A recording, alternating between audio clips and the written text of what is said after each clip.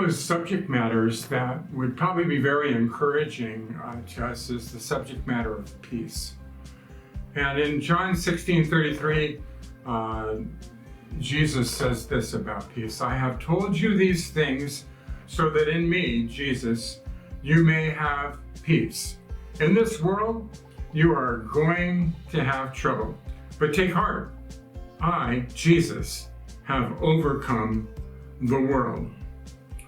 I love this quote from C.S. Lewis that resonated with my heart about peace. It says this: it says, life in God is not immunity from difficulties, but peace in difficulties. In the final analysis and in the consideration of every little matter, His peace is possible. We just must include Him in the process and know that He has overcome so that we can be overcomers too.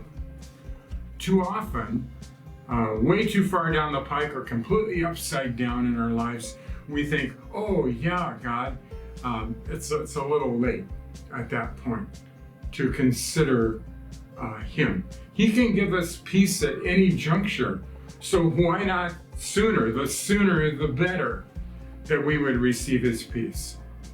Knowing Jesus does not mean that we will not have trouble.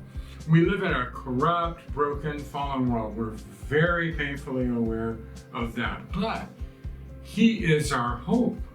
We can have peace in difficulties. He says so.